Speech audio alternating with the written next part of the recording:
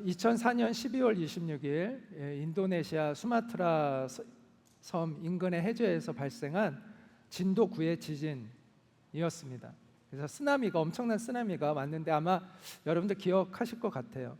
그래서 이 해변에 있던 수많은 사람들이 목숨을 잃었습니다. 무려 사망자가 30만 명이었고요. 부상이 수백만 명에 이르렀습니다. 사고 당시에 이 강탄의 해일의 높이가 34m, 시속은 800km. 그러니까 얼마나 심각했겠어요? 그래서 주민과 관광객들은 속수무책으로 당해야 했습니다.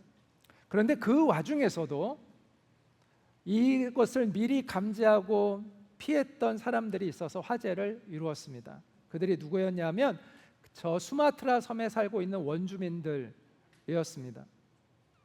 최첨단의 현대 문명 속에 있던 사람들은 핸드폰이 있고 또 인터넷 통신 수단을 이용했던 사람들은 죽고, 비문명권에 있었던 그 원주민들은 모두가 살았습니다.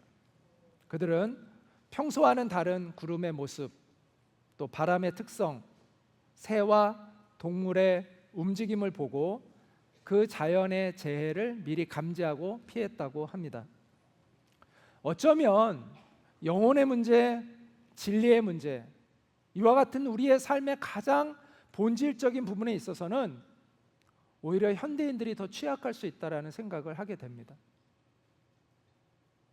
과학과 지식의 오만에 빠져 있는 현대인들이 오히려 고대 사람들보다 또 비문명권에 있는 원주민들보다 우리 인간의 가장 중요한 문제에 있어서는 더 무지할 수 있다라는 생각을 하게 됩니다.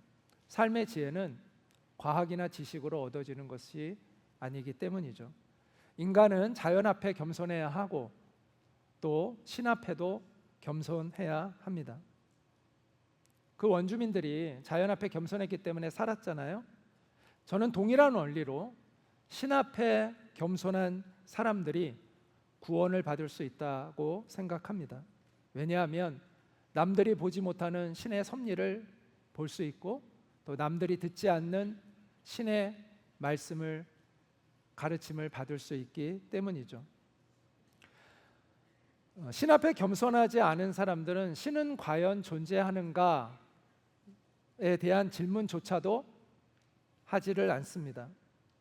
그들은 서리있게 배운 과학적 지식, 어제 그 강사님이 얘기하신 대로 우리 교과서에도 틀린 과학적 지식이 있다고 하는데 그것들에 대한 그 지식에 의존해서 신을 평가하고 신을 믿는 것은 어리석다고 주장하는 사람들이 있습니다. 그리고 물질적인 세계나 눈에 보이는 세계, 현실의 세계에만 집착하며 살아가고 있죠. 그 결과는 무엇일까요? 자기 성찰의 부재와 신성한 영적 세계에 대한 무지입니다. 최소한 200년 전까지만 하더라도, 지금으로부터 200년 전까지만 하더라도 신의 존재를 부인하는 사람은 거의 없었습니다.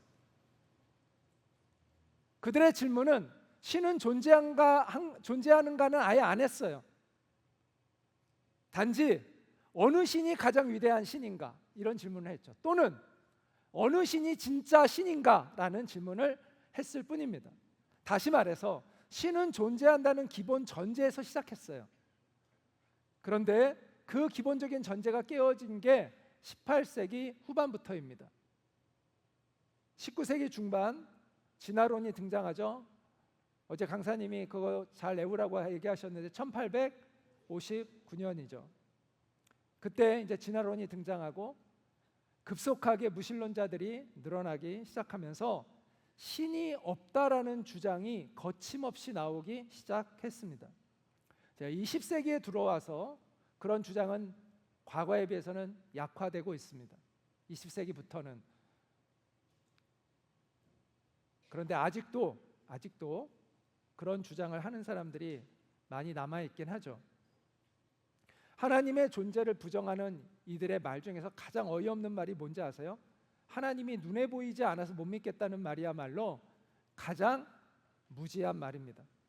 바람은 눈에 보이나요? 바람은 눈에 보이지 않습니다. 그런데 어떻게 바람이 눈에 보이지 않는 바람이 실제한다는 것을 우리가 어떻게 알죠? 우리 몸에 있는 다른 감각 기관들이 바람의 실제를 느끼고 있기 때문입니다.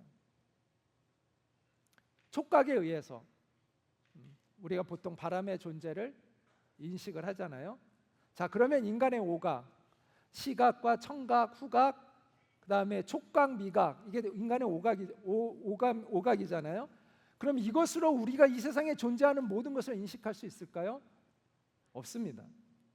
우리의 귀는 20에서 2만 헤르츠 사이의 주파수만을 인식합니다. 쓰나미가 발생할 때 인간은 20헤르츠 이하의 소리를 들을 수 없었지만 코끼리는 그 진동 소리를 듣고 산으로 도망갔다 그래요. 그래서 우리가 들을 수 없는 그 주파수를 코끼리는 듣는 거예요. 그러므로 우리의 육체의 눈으로 보지 못한다, 우리의 육체의 오각으로 감지하지 못한다고 해서 하나님이 존재하지 않는다고 말하는 것처럼 무식한 말은 없습니다. 진리는 인간의 제한된 이해 영역 안에 갇혀 있지 않죠. 또 어떤 이들은 매우 단편적인 지식을 앞세워서 하나님을 부인합니다. 그것도 신중하지 못한 태도입니다. 그것은 어리석은 태도는 아니죠. 그것은 어느 정도 일리가 있지만 그것도 신중한 태도는 아닙니다. 20세기 전까지 뉴턴의 물리학은 완전한 과학이었습니다. 절대 시간, 절대 공간을 뉴턴은 이야기했죠. 즉 1초는 누구에게나 같은 1초이고 1m는 누구에게나 같은 1m라는 것이 뉴턴의 물리학입니다. 그런데 20세기에 이 뉴턴의 물리학을 깨는 이론이 나오죠. 아인슈타인의 상대성 이론입니다. 시간과 공간은 절대적이지 않다, 상대적이다. 물체의 속도와 빛의 속도에 의해서 시간과 공간은 상대적이 된다라는 사실을 과학적으로 주장을 했고, 이후에 이제 이것은 과학적으로 확실하게 입증이 되었습니다. 또 태양계가 속한 우리 은하 외에 외부에도 은하가 존재한다는 사실이 밝혀진 것은 지금으로부터 약 100여 년밖에 안 돼요. 그전에는 그런 과학적 지식이 없었습니다. 1990년에 디스커버리호에 실려서 우주로 올라간 이 허블 망원경에 의해서 우주에 대한 탐색이 본격적으로 시작이 되었는데요. 1996년에 추정된 은하계의 수가 얼마냐? 1200억입니다. 1200억. 그런데 2015년에 새롭게 추정하여 발표된 은하계의 숫자는 2조입니다. 앞으로 새로운 차원의 망원경이 발견되면 이것이 더 늘어날 것이다 라고 예측하고 있습니다. 물리학자들은 우주의 구성 물질의 96%를 우리가 아직 모른다는 사실을 인정했습니다. 그것을 암흑물질, 암흑에너지라고 이야기를 합니다. 모른다는 거예요. 현미경을 들여다보면 그 생물학자들은 단순한 세포 속에도 수없이 복잡함이 있다는 것을 깨닫고 있습니다. 그래서 인간이 많이 겸손해지고 있어요. 이처럼 우리가 지금 절대적으로 믿고 있는 그런 과학적 지식들은 그러나 앞으로는 변하지 않을 것인가? 계속 바뀔 것입니다. 재조합이 될 거예요. 따라서 우리가 우리의 그 얄팍하고 단편적인 과학적 지식을 가지고 하나님의 창조 세계를 부인하려고 하는 것은 매우 경솔한 일입니다. 더욱이 하나님을 믿는 사람들 가운데는 굉장히 높은 지식과 학문과 과학적인 그런 지식을 갖추고 있는 분들이, 지성인들이 많이 있어요. 그들은 그러한 과학과 지식이 있지만 하나님을 경외해요. 오히려 그들은 그들이 배우는 학문이 그들의 신앙을 더 돈독하게 한다고 이야기를 합니다. 그러므로 과학과 신앙을 충돌하는 개념으로 이해하고 있는 분이 있다면 그것은 대단히 잘못된 생각입니다. 저는 이런 기대를 해봐요. 앞으로 과학이 엄청 발달해서 하나님의 살아계심에 대해 누구도 부정하지 못하는 보편적인 지식에 이르는 때가 올 수 있지 않을까라는 그런 기대도 해봅니다.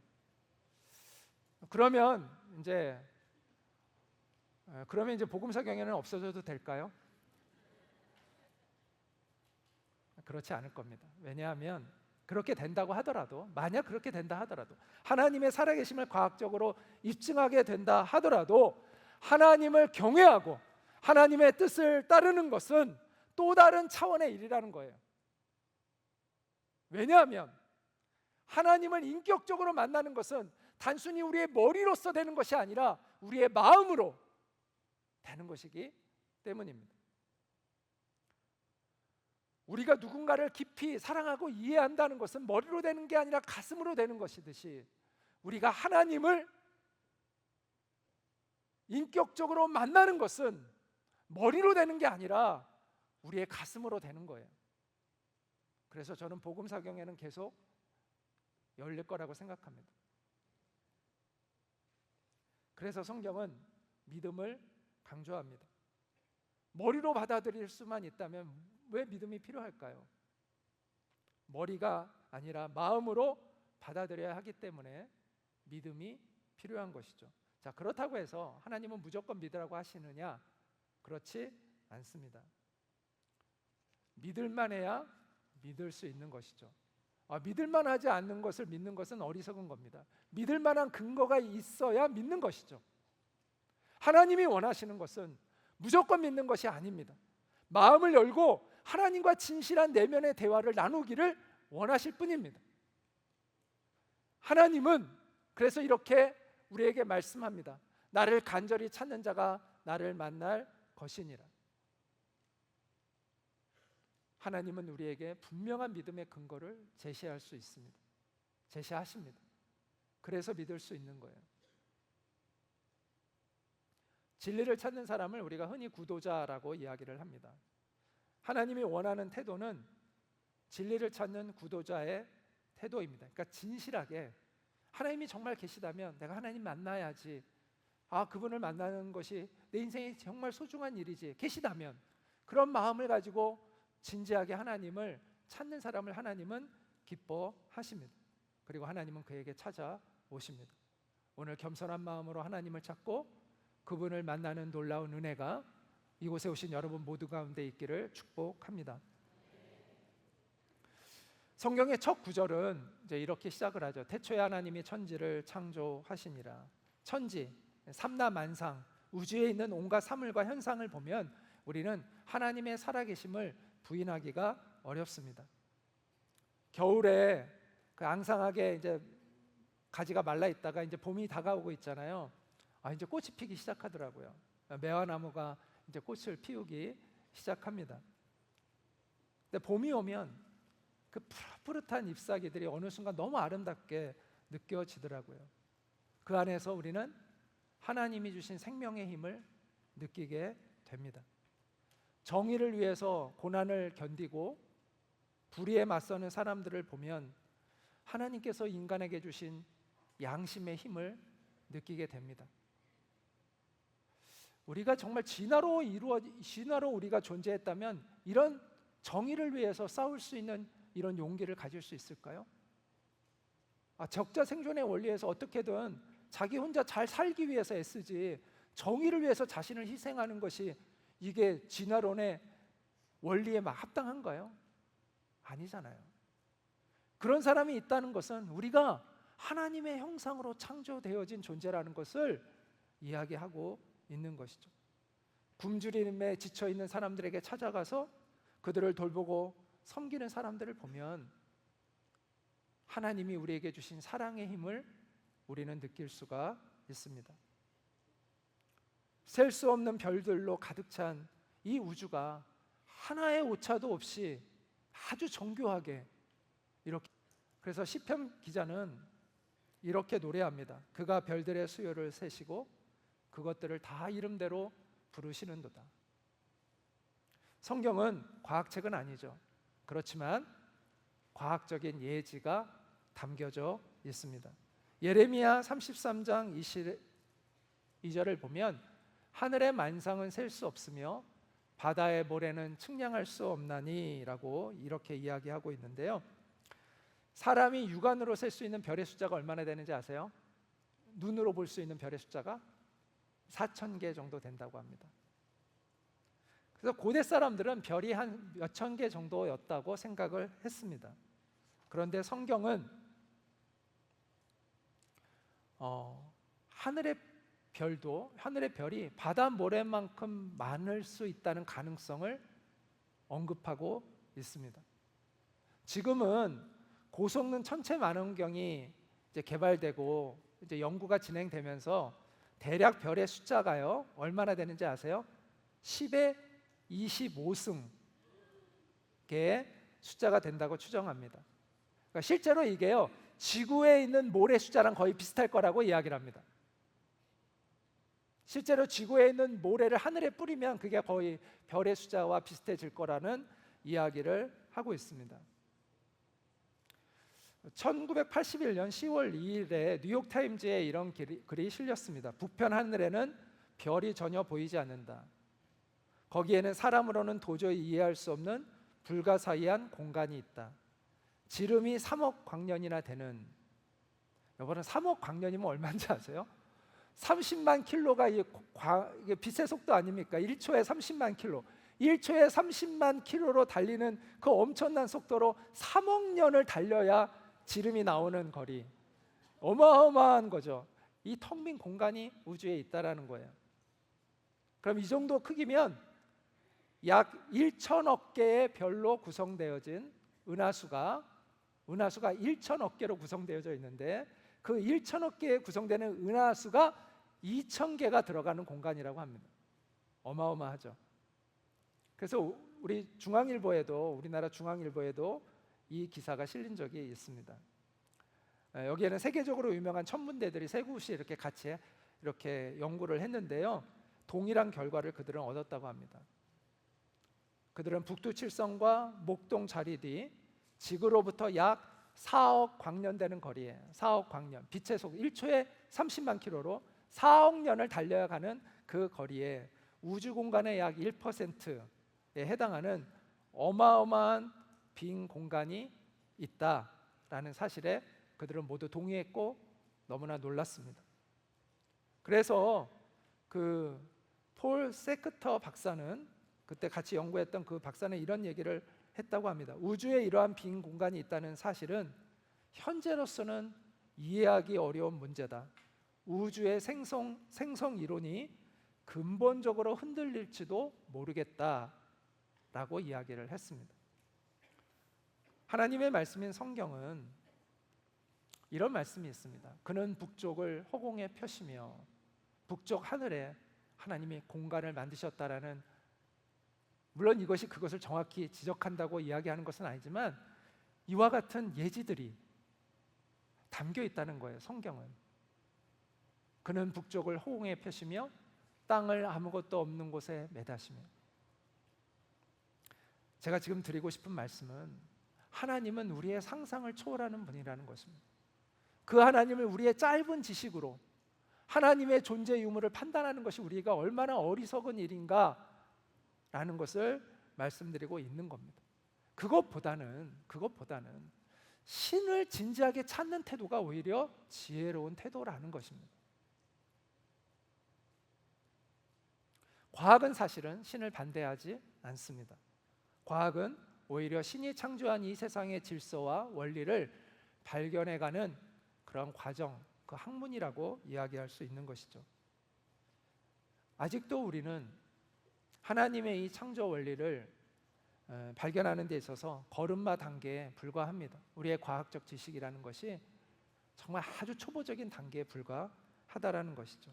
그리고 앞으로도 계속적으로 우리의 과학적 지식의 오류들은 발견되고 수정되어 갈 것입니다.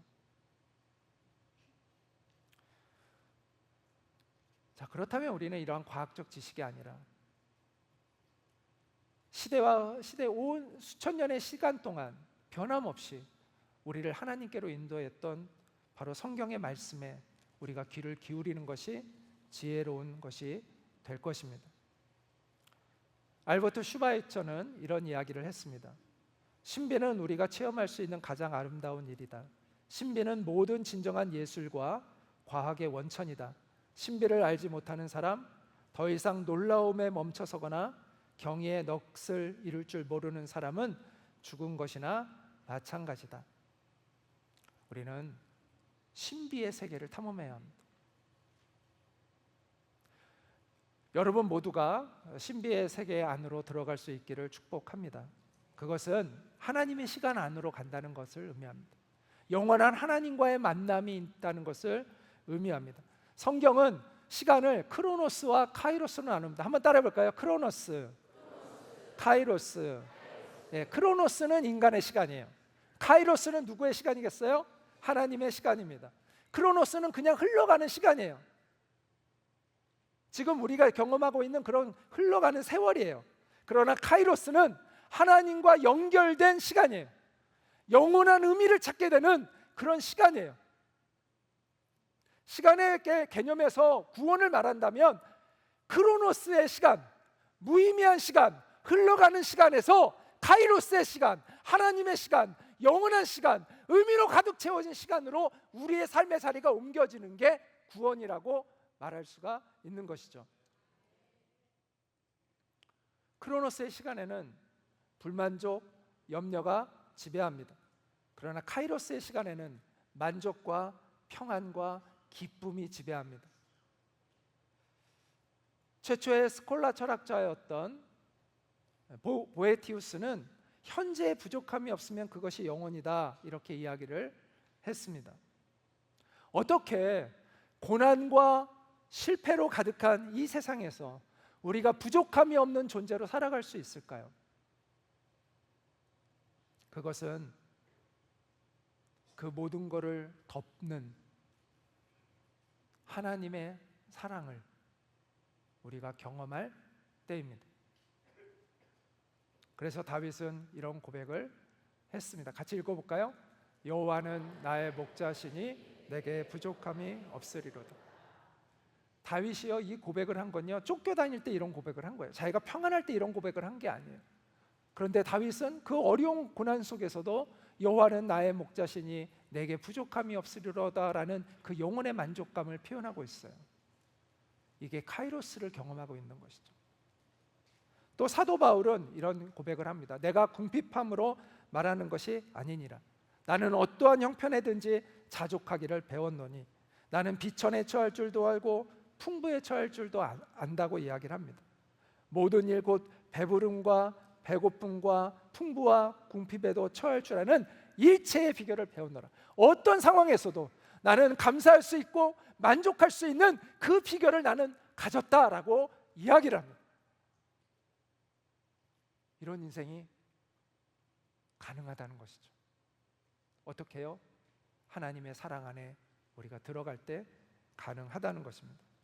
우리는 흔히 영원이라고 하면 eternity, 영원이라고 하면 끝없이 계속 이어지는 시간을 우리는 생각합니다. 그런데 성경적인 의미에서 영원이라는 그 시간은 단순히 그냥 끝없이 흘러가는 그런 시간을 이야기하는 것이 아니라 의미로 가득 채워진 시간, 그런 시간을 의미합니다. 하나님의 사랑에 반응하고 하나님의 뜻에 반응해서 사라지지 않는 의미로 가득 채워지는 그 시간, 그것이 영원입니다. 여러분은 영원을 살아가고 있습니까? 교회에 그냥 종교생활 한다고 해서, 교회에 매주 나간다고 해서 그 사람이 영원과 맞닿은 존재로 살아가는 것은 아닙니다. 그냥 단순한 종교생활에서는 그런 세계를 경험할 수가 없어요. 하나님을 만나야 돼요. 하나님의 사랑을 정말 알아야 돼요. 그럴 때 하나님의 임재를 경험할 때, 하나님의 살아계심을 내가 경험할 때, 그 하나님이 나를 다스리시는 것을 내가 경험할 때, 그래서 그 하나님 앞에 내가 복종하며 살아가는 것을 경험할 때 우리는 영원을 경험하게 됩니다. 하나님은 크로노스를 살아가고 있는 우리를, 그냥 흘러가는 시간 속에 살고 있는 우리를 카이로스의 시간으로 옮기기를 하나님은 원합니다. 생명의 근원 되시는 하나님과 연결된 인생이 되기를, 영혼과 맞닿은 그러한 놀라운 인생으로 우리를 변화시켜 주기를 주님은 원하십니다. 그렇지 않으면 지금 우리의 인생은요, 너무 공허하고 무의미하고 허무합니다. 우리의 목숨이 끝나면 거품처럼 사라지는 시간에 불과한 것이죠. 어떤 가수는 그래서 이런 노래를 불렀죠. 제가 불러드리고 싶지만, 제가 노래를 부르면 여러분의 불쾌감이 굉장히 올라갑니다. 제 아내는 저는 노래 잘한다고 막 불러주면은 시끄럽다고 이제 조용히 하라고, 막 괴롭다고 막 이야기를 하더라고요. 네, 저도 참 좋아하는 노래인데 여기서 우리 연령대가 나오죠. 저 노래 좋아한다고 하면 가는 세월 그 누구가 잡을 수가 있나요? 흘러가는 시냇물을 막을 수가 있나요? 아가들이 자라나서 어른이 되듯이 슬픔과 행복 속에 우리도 변했구려. 우리는 이 땅에서 정말 잠시 살아갑니다. 우리의 육체는 시간에 굴복할 수밖에 없고, 또 우리는 늙어가고 병들고 죽습니다. 그런데 여기서 이제 내 마음은 영원하리라는 이 소망이 좀 담겨 있지만, 마음이라기보다는 우리의 영혼은 그러나 사라지는 것은 아닙니다. 왜냐하면 우리가 누구의 형상으로 창조되었기 때문에요? 하나님의 형상으로 창조되어졌기 때문입니다. 그런데 우리의 영혼이 하나님의 형상으로 창조되어서 영원하긴 하지만, 불멸하지만 문제가 있습니다. 문제가 있습니다. 하나님으로부터 분리되어 있는 영혼이기 때문입니다. 그래서 불멸하는 영혼이 이게 중요한 게 아니라, 우리의 그 불멸하는 영혼이 궁극적으로 어떤 운명에 처해 있느냐, 어떤 운명을 맞이할 것이냐가 중요한 것이죠. 우리가 알아야 할 것은 흘러가는 이 땅에서의 우리의 이 짧은 세월을 우리가 어떻게 보내느냐에 따라서 우리의 영혼이 빚어져 가고 우리의 영혼의 운명이 결정된다는 것입니다. 지금 나의 영혼은 내가 지금까지 보내온 시간의 결정체라고 말할 수 있습니다. 여러분의 영혼은 여러분이 지금까지 살아온 그 시간의 결정체예요. 여러분은 그 영혼을 가지고 하나님 앞에 서는 것입니다. 그리고 이 땅에서 살아왔던 그 세월, 그 시간이 어떤 의미로 채워져 있었느냐, 어떤 가치로 채워져 있었느냐에 대하여 하나님께 답하게 될 것입니다. 그래서 성경은 이렇게 이야기를 합니다. 같이 한번 읽겠습니다. 그런즉 너희가 어떻게 행할지를 자세히 주의하여 지혜 없는 자 같이 하지 말고 오직 지혜 있는 자 같이 하여 세월을 아끼라. 때가 악하니라. 여기서 세월을 아끼라, 이 말씀은 열심히 그냥 부지런히 살라는 그런 뜻이 아닙니다. 그냥 열심히만 살면 세월을 아끼는 걸까요? 그게 아닙니다. 이 말씀의 의미는, 세월을 아끼라는 것은 의미로 충만한 시간을 가지라는 거예요. 의미로 충만한 인생을 살라는 것입니다. 보람 있고 가치가 있는 그런 인생을 살라는 것이죠. 너의 영혼을 진정한 만족과 기쁨으로 채우는 그 진짜 인생을, 후회가 되지 않는 그 인생을, 네가 죽음 앞에서도 후회스럽지 않은, 돌이켜볼 때도 내가 잘 살았구나라고 할 수 있는 그 인생을 사는 것, 그게 세월을 아끼라라는 뜻입니다. 여기서 아끼다에 해당하는 이 헬라어 단어는 엑사고라조라는 단어인데, 이 말은 원래는 건져 올리다라는 뜻이에요. 시간을 건져 올려라, 너의 세월을 구원해라, 너의 세월을 구출해라 라고 이야기하고 있는 것입니다. 시간은 파괴성을 지니고 있습니다. 시간이 지나가는 곳에는 무가 남습니다. 우리도 세월이 가면 사라지잖아요. 우리의 육체가. 시간은 파괴합니다. 그리고 거기에는 무라는 잔해가 남습니다. 그런데 이 모든 것을 무로 만드는, 허무로 만드는 그 흘러가는 시간을 어떻게 영원의 시간으로 건져낼 수 있을까요? 하나님의 사랑을 깨닫고 그 사랑에 침잠하고 깊이 들어가고 하나님의 뜻에 복종하는 시간을 가질 때 우리는 이 허무의 시간에서 탈출할 수가 있습니다.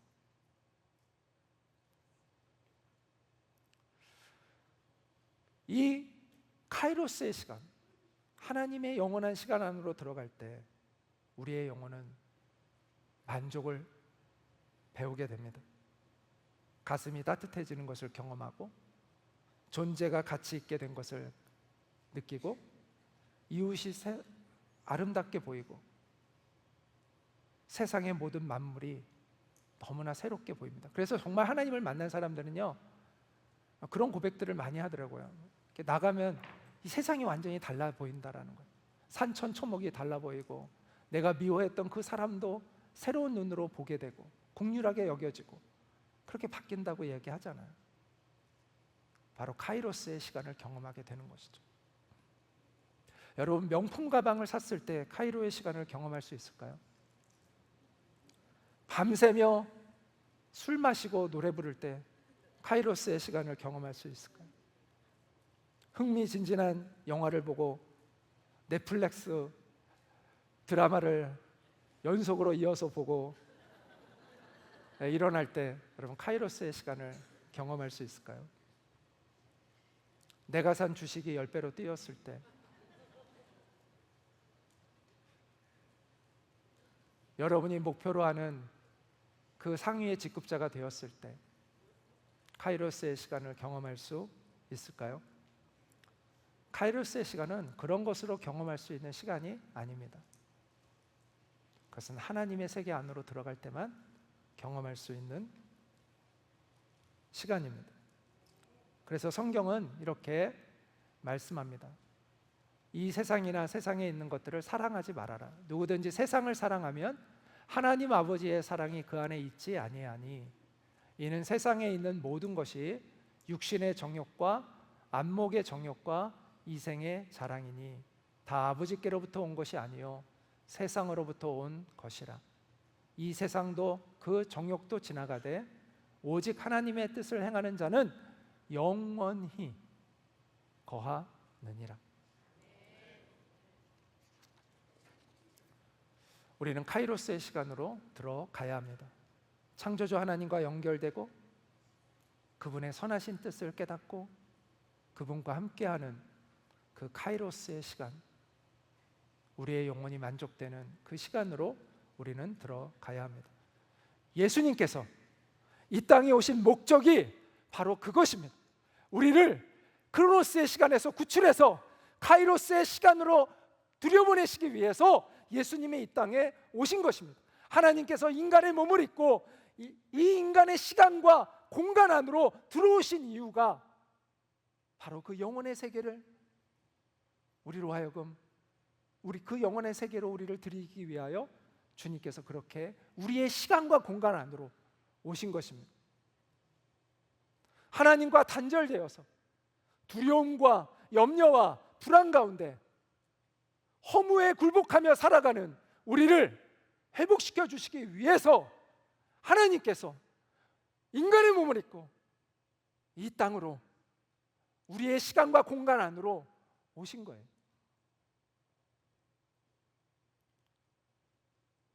이런 시간을 뚫고라는 찬양이 있는데요. 이 찬양 한번 같이 한번 들어보도록 하겠습니다. 당신의 시간을 뚫고 이 땅 가운데 오셨네. 우리 없는 하늘 원치 않아 우리 삶에 오셨네. 자신의 편안 버리고 우리에게 평안 주셨네. 가장 낮은 자의 모습으로 우리 삶에 오셨네.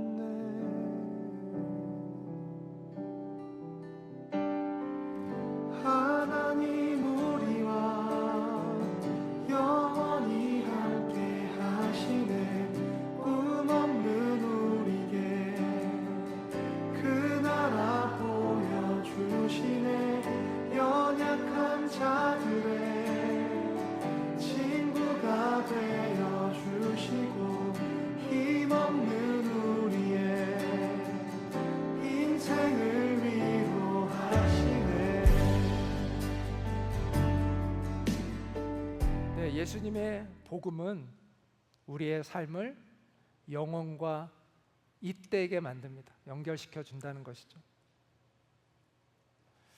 창조주 하나님을 만나고 하늘로부터 오는 새로운 생명을 얻게 하고 이 세상이 줄 수 없는 그 풍성한 사랑을 누리게 하고 거룩하신 하나님의 뜻을 받들어 행하는 영원의 세계로 우리를 이끌어 갑니다.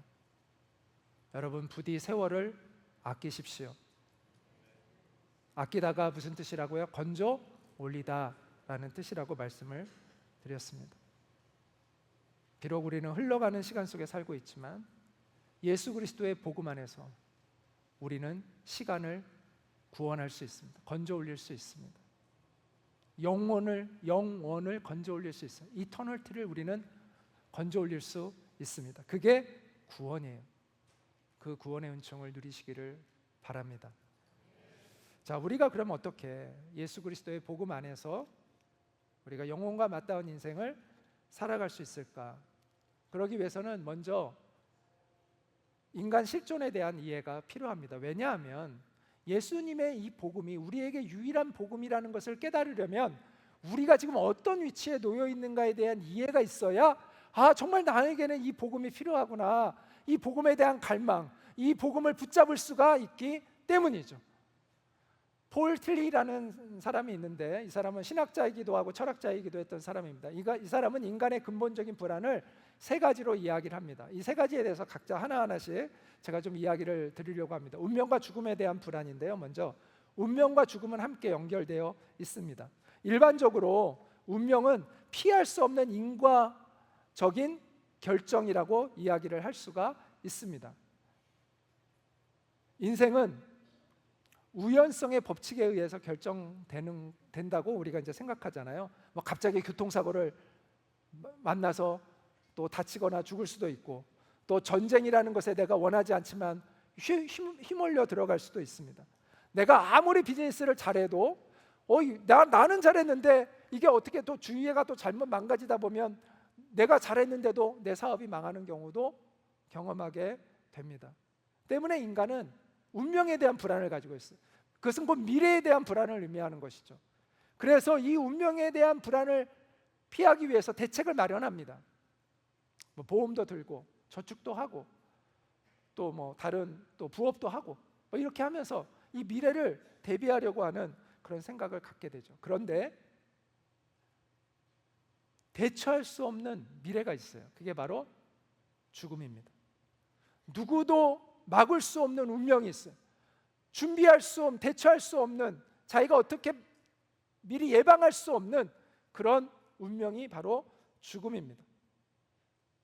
다른 거는 피할 수 있지만 이 죽음이라는 운명은 누구도 피할 수가 없습니다. 그래서 인간은 이 죽음에 대한 극도의 두려움을 가지고 살아가는 존재라는 것이죠. 왜냐하면 내가 사라질지도 모른다.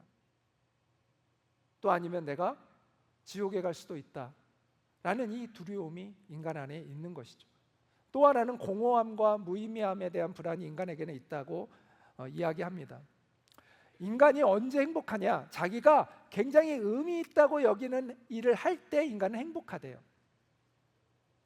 그런데 문제는 뭐냐? 자기가 의미 있다고 여기는 게 나중에 지겨워지는 것을 경험하는 것입니다. 자기가 헌신하는 대상이 자기는 이 사람만 평생 사랑하며 살 줄 알았는데 갑자기 이 사람이 지겨워지고 다른 사람이 좋아지기 시작하는 거예요. 당황스럽죠. 근데 그럼 또 이 사람만 평생 사랑하느냐? 또 다른 사람이 나타난다는 거죠. 사랑이 영원할 줄 알았는데 영원하지 않아요. 자기가 이 사람만 있으면 행복할 줄 알았는데 그게 아니었던 거예요. 또 자신은 노래를 부르면 평생 노래만 하면 나는 늘 행복할 줄 알았어. 그런데 밤무대에 가서 먹고 살기가 힘드니까 밤무대에 가서 노래하고 그러니까 나중에는 노래하는 게 너무 실증이 나고 지겨워집니다. 열심히 일을 해서 돈을 벌면 다 좋을 줄 알았는데 돈을 많이 벌었는데 그것 때문에 다툼이 일어나고 인생에 회의가 들기도 하고 걱정이 많아집니다. 또 이 돈을 잃어버리면 어떻게 할까? 내가 지금은 벌었는데 내가 이거 잃어버리면 어떻게 할까? 전전긍긍하게 되는 것이죠. 오히려 돈이 많아지니까 더 돈을 가지고 근심하는 사람들이 많습니다. 결국 우리 인생에 영원한 의미는 없구나, 이런 허무주의에 빠지게 되는 거죠. 인생은 공허하구나, 의미가 없구나, 이런 결론에 이르게 된다는 것입니다. 이게 인간의 실존이라는 거죠. 또 하나는 죄의식과 정죄에 대한 불안인데요. 인간이 건강한 정신을 가지려면 도덕적인 자기 긍정이 필요하대요. 다시 말해서 자기 양심의 대로, 양심에 어긋나지 않게 살 때의 건강한 정신세계를 가지고 살아갈 수 있다는 거예요. 그런데 문제는 뭐냐? 인간 중에서 자기 양심대로 사는 사람이 사실 없다는 거예요. 그래서 인간 안에는 자기를 심판하는 재판관이 있대요. 남들에게는 자기가 양심대로 사는 것처럼 말하지만 어느 순간 자기 안에 불안함이 있다는 거예요. 자기가 자기를 정죄하고 있다는 거예요. 그걸 죄책감이라고 하죠. 이 죄책감을 없애기 위해서 두 가지의 방법을 취합니다. 사람들이 일반적으로 뭐냐? 아예 도덕적인 요구를 내면에서 없애버리는 거예요. 그러니까 아예 그냥 철면피가 돼버리는 거예요. 또 하나의 방법은 뭐냐? 도덕적인 규범을 만들어서 내가 이것을 지키면 내가 그래도 의로운 사람이야 라는 자기 나름의 기준을 만들고 살아가는 거예요.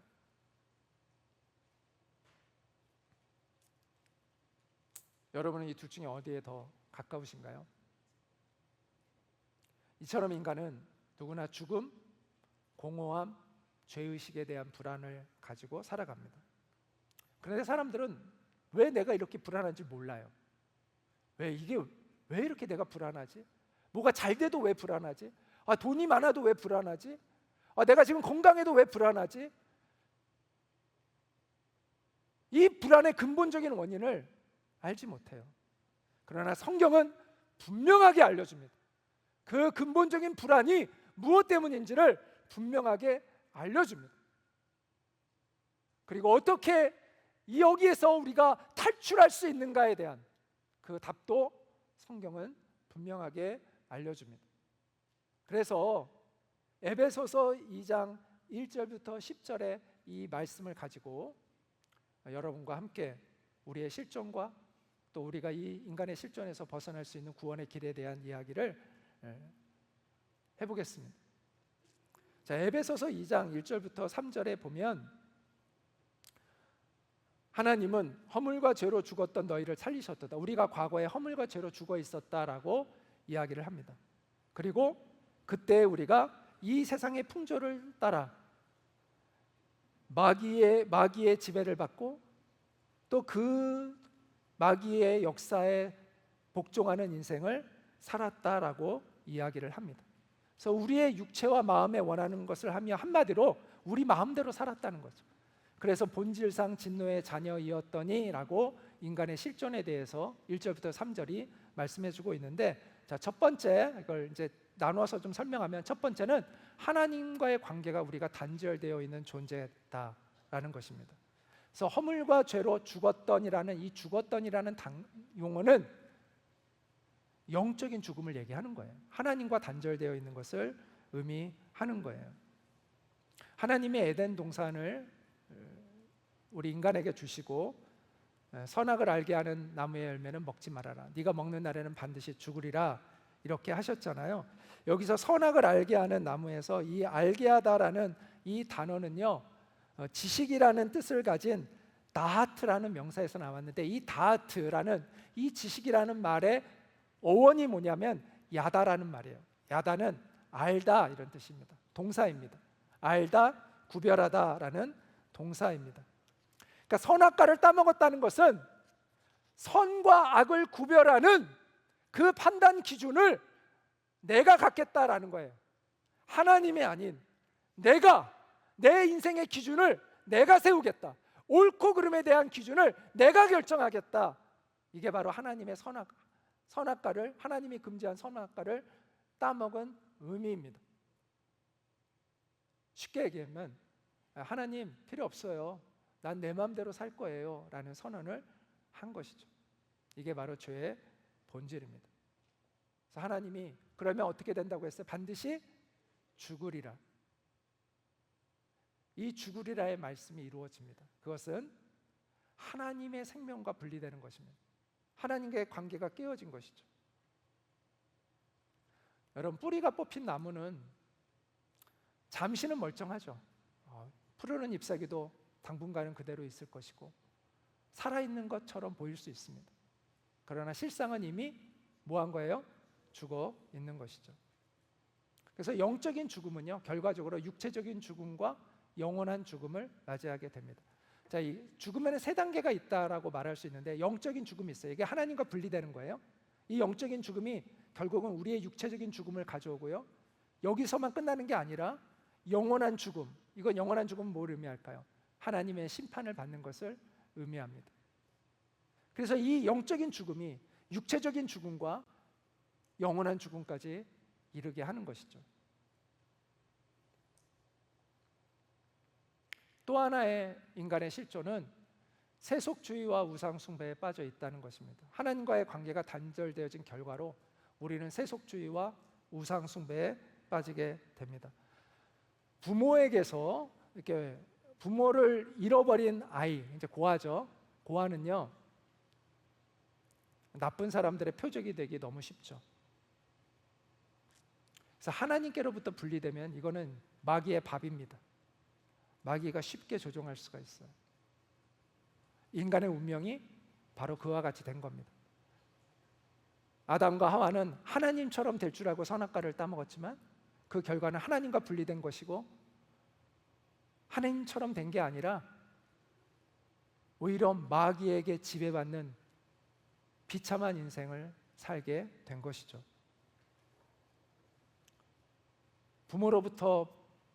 부모에게서 부모를 잃어버린 그 아이가 나쁜 사람들에게 이용을 당하고 또 거기서 잘못된 가치관들을 배우듯이 세상 사람들이 하나님과로부터 분리되었을 때 우리는 잘못된 가치관, 잘못된 삶을 살기 시작합니다.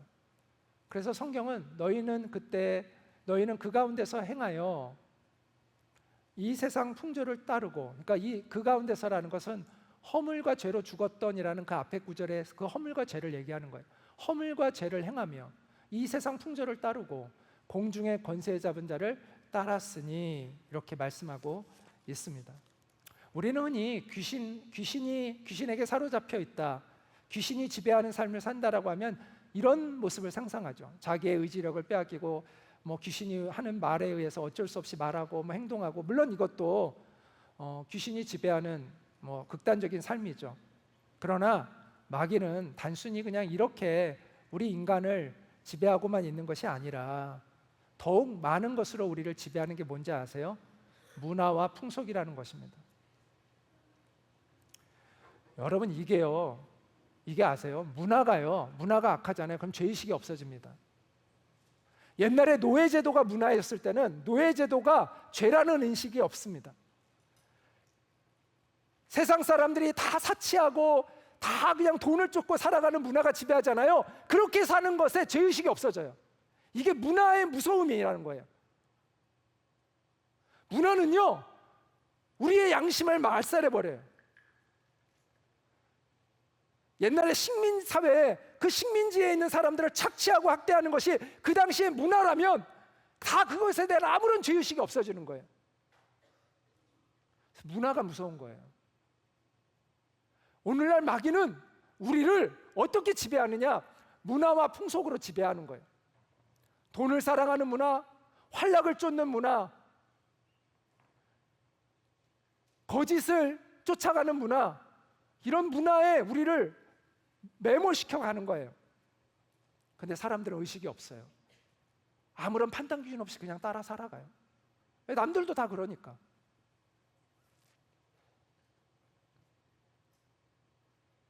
점치는 것도 아무렇지 않게 생각하고 오히려 이걸 재미있게 여기고, TV에 보면 이거를 재미삼아 하는 경우가 너무 많아요.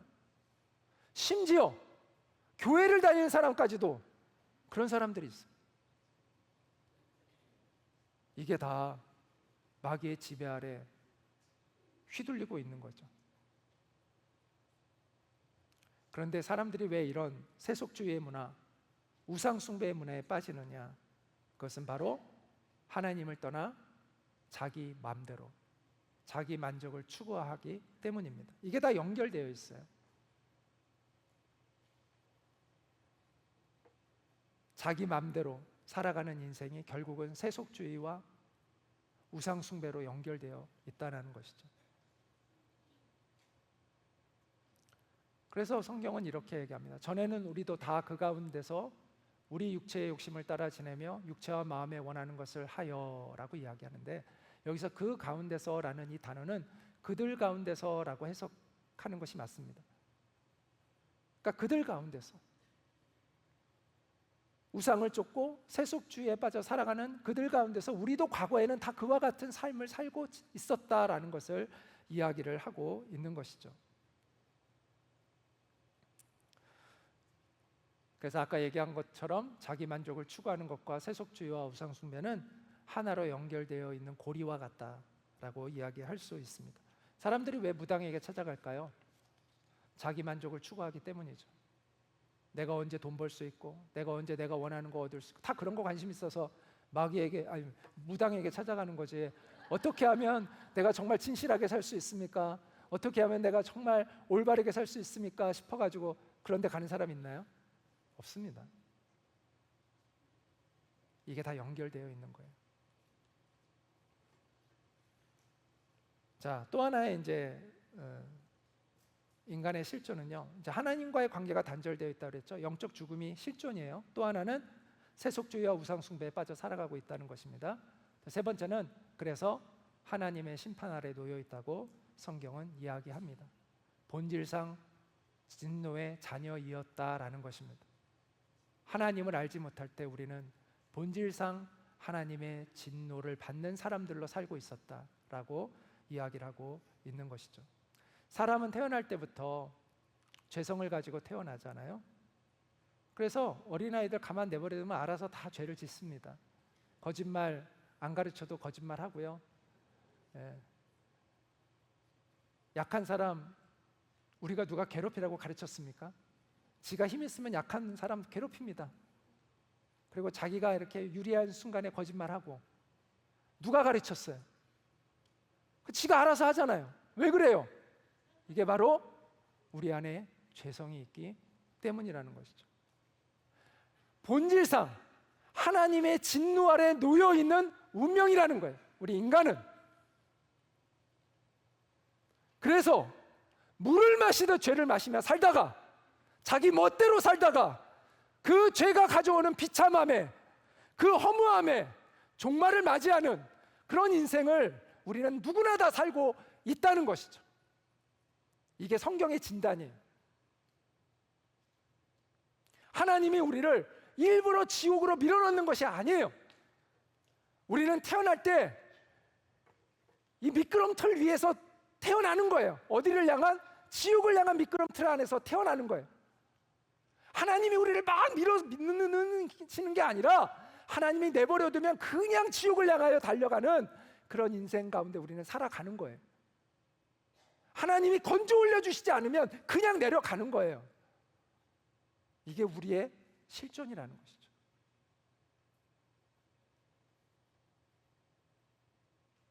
의도하든 의도하지 않든 하나님께 반항하며 자기 멋대로 살다가 하나님의 심판대 앞에 두려움으로 서는 것이 우리의 존재다라는 것입니다. 인간의 비참한 존재다라는 것입니다. 자, 지금까지 굉장히 어두운 이야기를 말씀을 드렸습니다. 자, 만약 여기서 끝나면 굉장히 심란해지죠. 심란해지죠. 그런데 감사하게도 성경은 여기서 끝나는 게 아니라 우리에게 소망을 주고 계십니다. 하나님이 우리를 사랑하셔서 우리에게 구원받을 수 있는 길을 열어주셨다고 말씀합니다. 그래서 성경 그 뒤에 구절은 이렇게 얘기합니다. 긍휼이 풍성하신 하나님이, 우리를 불쌍히 여기시는 하나님이 우리를 사랑하신 그 큰 사랑으로 인하여 하나님이 놀라운 일을 행하셨다는 거예요.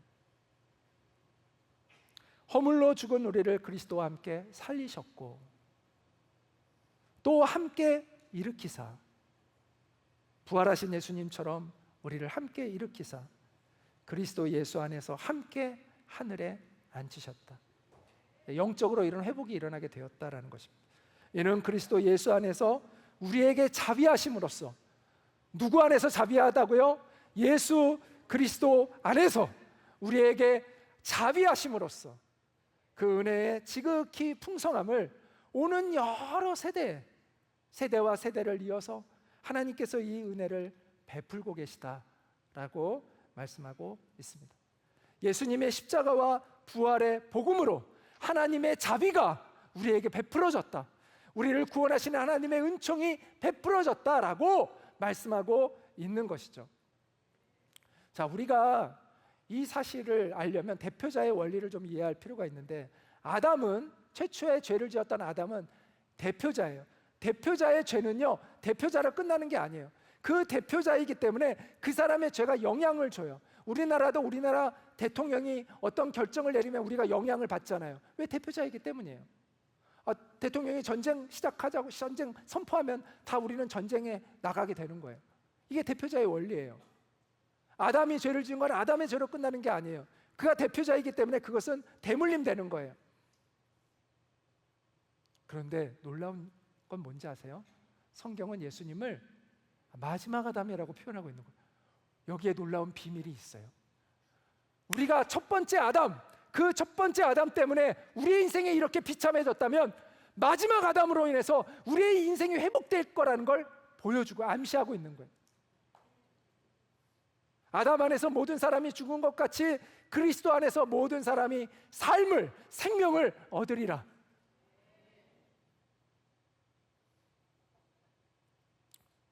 이 예수님의 십자가 사건이요, 바로 우리에게 이 생명을 주기 위한 사건인 거예요. 그리고 그것이 바로 하나님의 이 생명의, 우리를 살리시는 생명의 사건이라는 걸 뭘로 증명하셨어요? 부활로. 예수님이 부활하지 않았다면 이거는 그냥 한 의인의 비참한 죽음이죠. 그런데 예수님이 부활하셨기 때문에 인류의 역사에 도장을 빵 찍어 놓으신 거예요, 하나님이. 이 사건은, 이 십자가는 내가 오래전에 약속한 약속의 성취였다라는 걸 예수님의 부활 사건으로 확증한 거예요.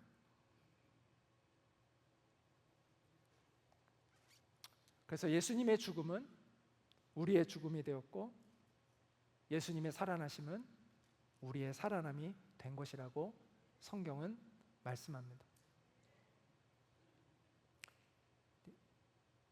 예수님의 그 부활이 어떻게 사실인 걸 확증할 수 있느냐라는 걸 궁금하시면은 다음에 계속 복음사경에 오시면 제가 나중에 자세하게 설명을 드리도록 하겠습니다. 오늘은 시간상 하여튼 그 내용은 자세하게 말씀을 못 드리지만, 어쨌든 예수님의 부활은요 그냥 일어난 사건이 아니라 이미 오래전에 하나님이 부활을 약속해 놓으신 거예요.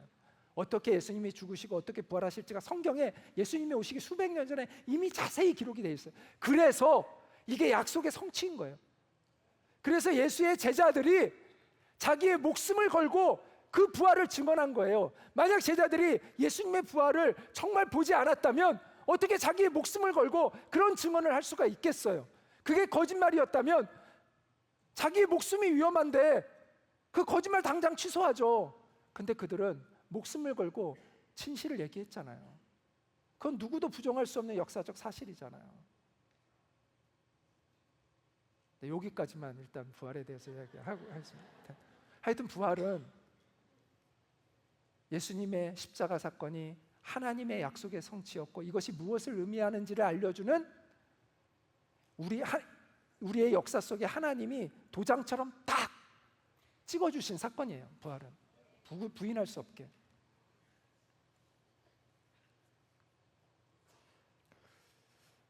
여러분, 핵무기가 이 땅에 떨어지면 이 땅에 수십 킬로미터 반경에 있는 모든 생물체는 죽습니다.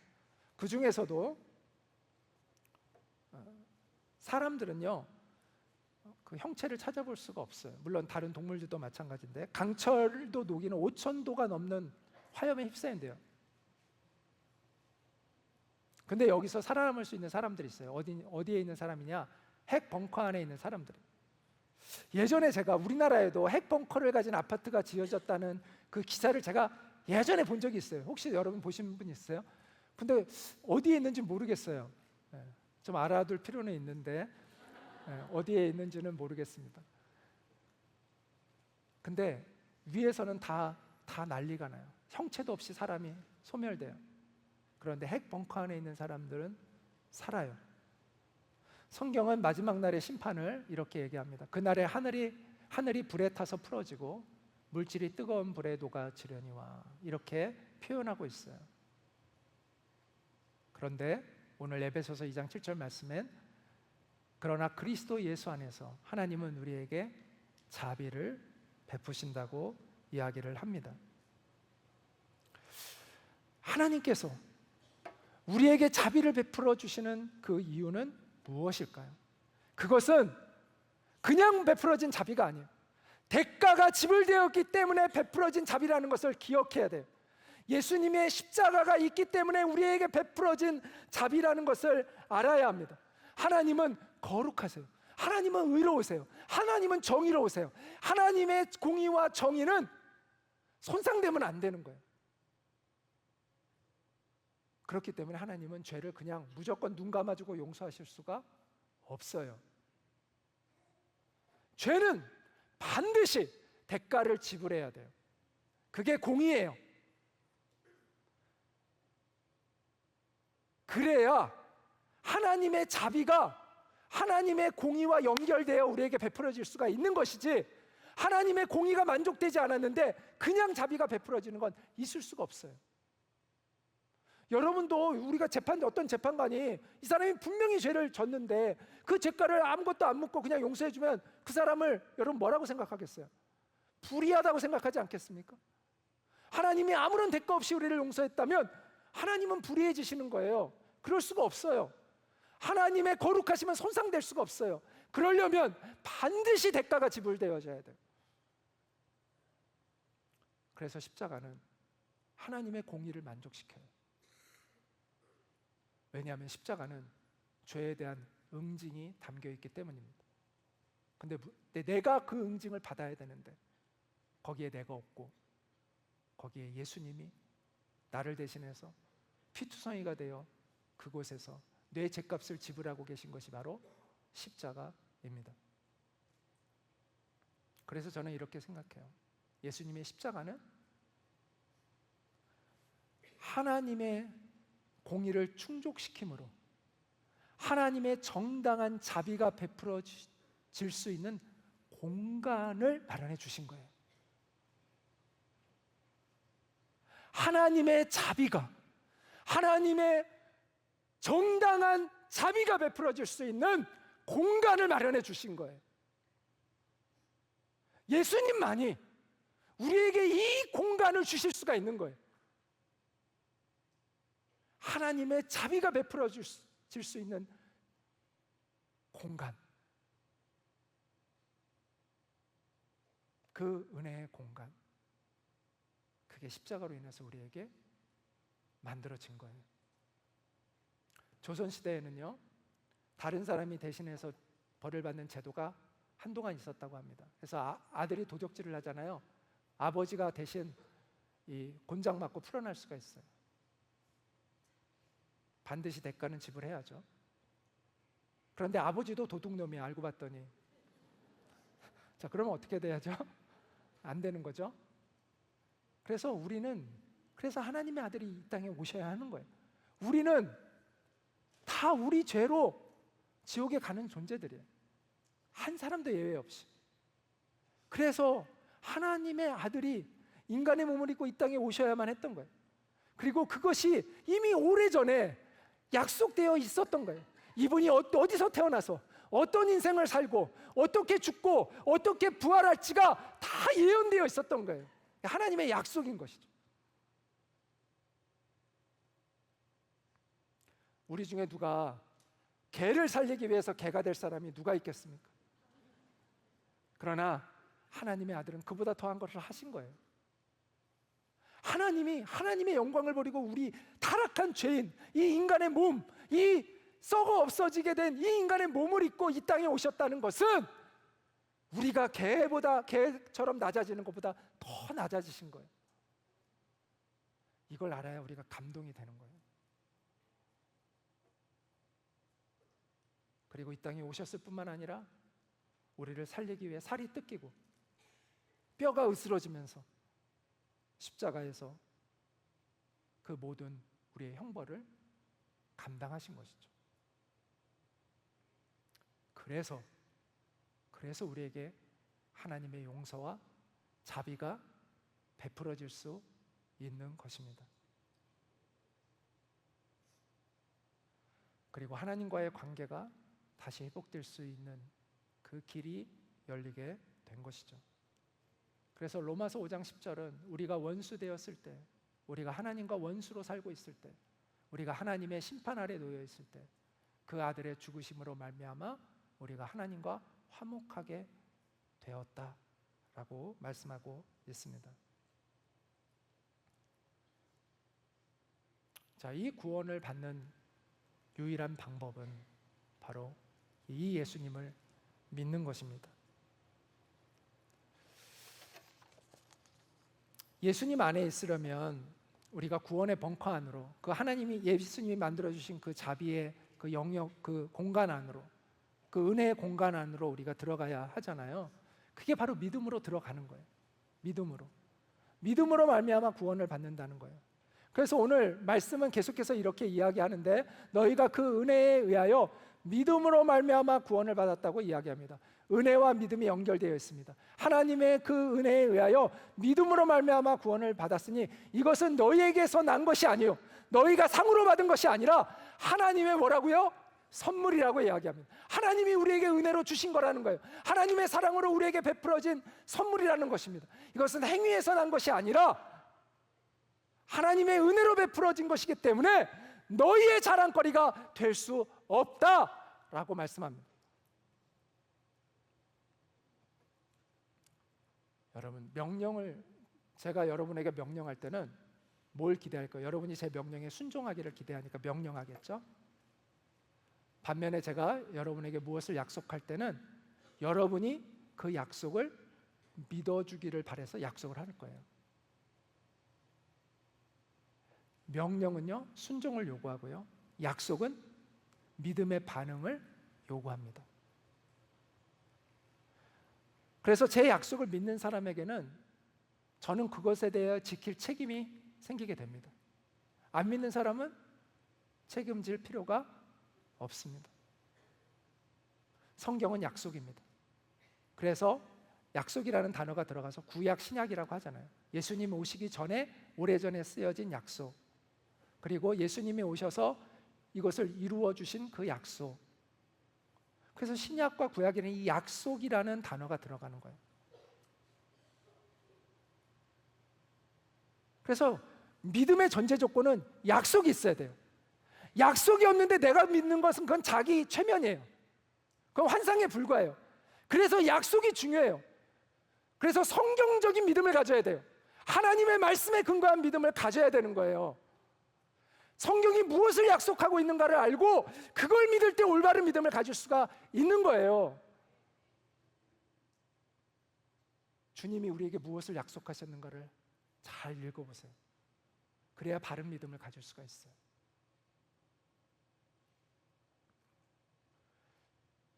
예수님을 통한 구원은요, 하나님이 우리에게 주신 약속이고, 이 약속을 주실 때 하나님이 우리에게 요구하시고 기대하시는 것은 바로 믿음입니다. 믿는 자에게는 하나님의 약속이 이루어집니다. 사람들은 자신의 노력이나 선행으로 구원을 받을 수 있다는 착각을 많이 합니다.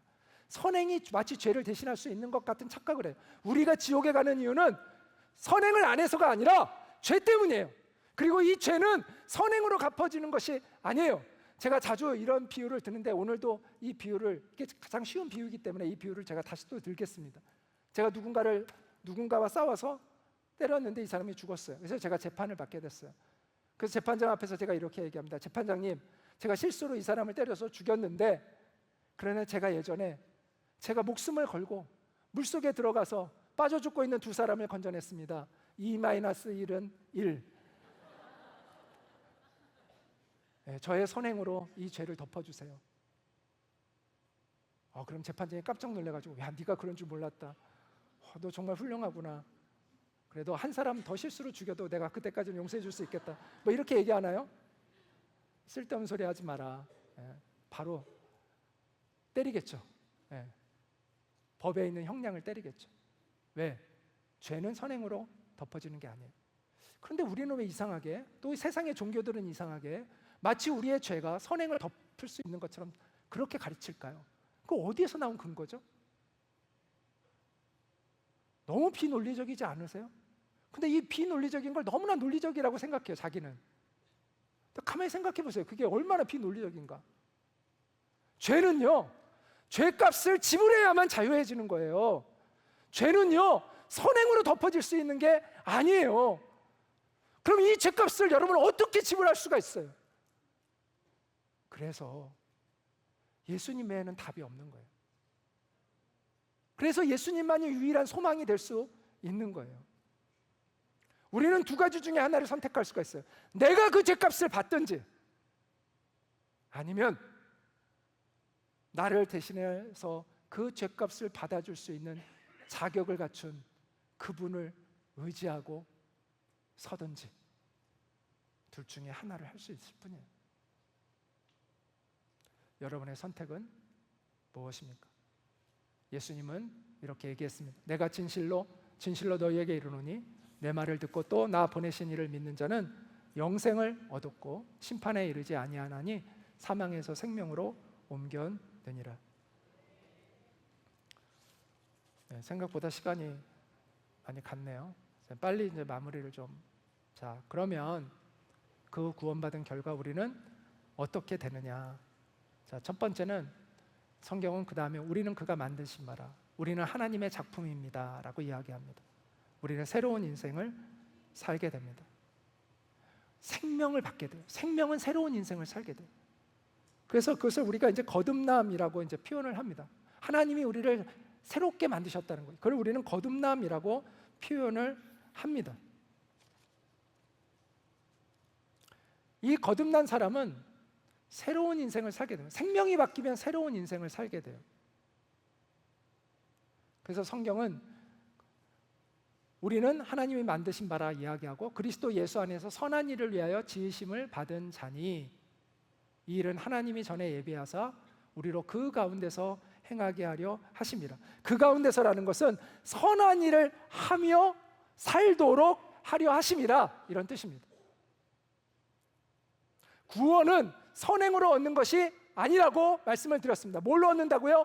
믿음으로, 하나님의 은혜로 얻는다고 했습니다. 근데 구원은 예수의 생명을 받는 거예요. 예수의 생명이 들어오면 새로운 인생을 살게 되는 거예요. 내가 착한 일을 하고 선행을 해서 구원받는 건 아니지만 내가 예수님을 믿으면 예수의 생명이 내 안에 와서 나로 하여금 새로운 인생을 살도록 이끌어 주신다는 거예요. 그래서 결과적으로는 바뀔 수밖에 없어요. 결과적으로는 바뀌어요.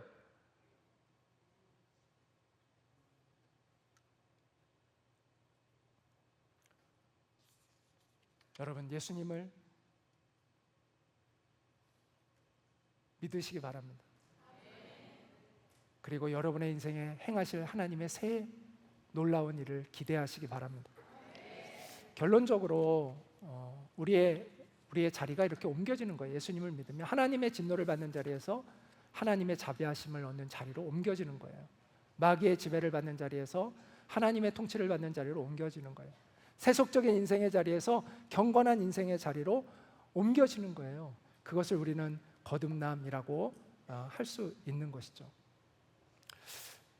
이제 이 이야기만 하고 이제 마무리하도록 하겠습니다. 10년 전쯤 있었던 일입니다. 제가 그 당시에 지도 목사로 있었던 회사의 직원이 저에게 찾아와서 자기 엄마의 친구가, 자기 어머니의 친구가 말기 암으로 호스피스 병동에 입원해 있는데 목사님이 좀 가서 복음을 전해 주셨으면 좋겠다고 어머니가 부탁을 좀 해달라고 했다라는 거예요.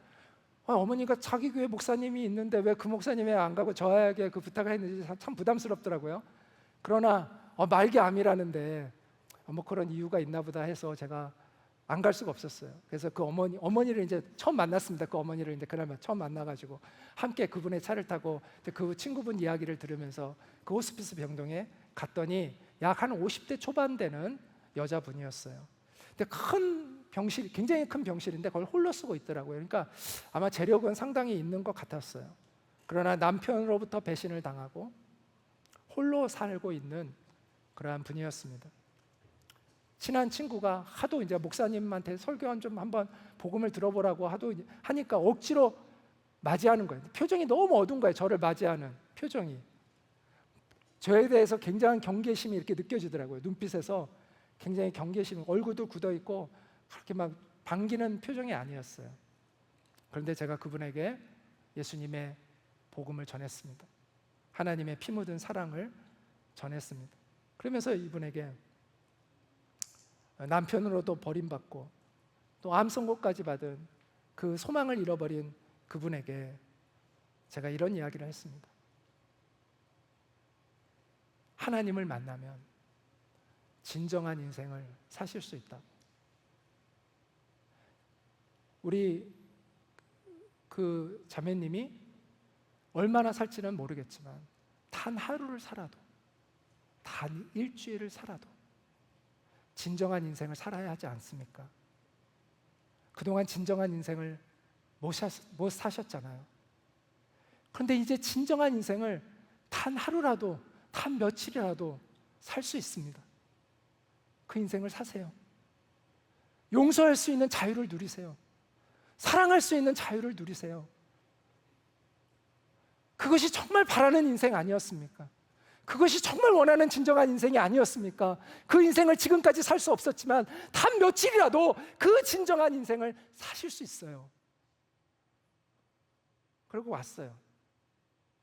근데 그 친구분한테 연락이 오더라고요. 제가 한 번 더 왔으면 좋겠다고 그러더라는 거예요. 그래서 제가 며칠 후에 다시 한번 갔습니다. 이번에는 저를 오기를 다 기다리고 계시더라고요. 그리고 환한 얼굴로 맞아 주시더라고요, 저를.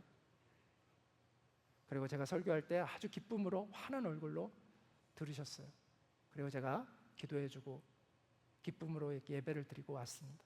그리고 며칠 있다가 돌아가셨어요. 여러분, 우리가 이 땅에서 얼마나 오래 살았느냐가 뭐가 중요합니까? 그런 가짜 인생을 얼마나 오래 살았느냐가 뭐가 중요합니까? 단 하루를 살아도 진정한 인생을 우리가 살아야 하지 않습니까? 여러분의 그 속사람이 원했던 그 존귀한 인생을, 정말 사랑하고 사랑받는 그 인생을, 다른 사람을 용납할 수 있는 그 인생을, 그 진정한 인생을 살아야 하지 않습니까?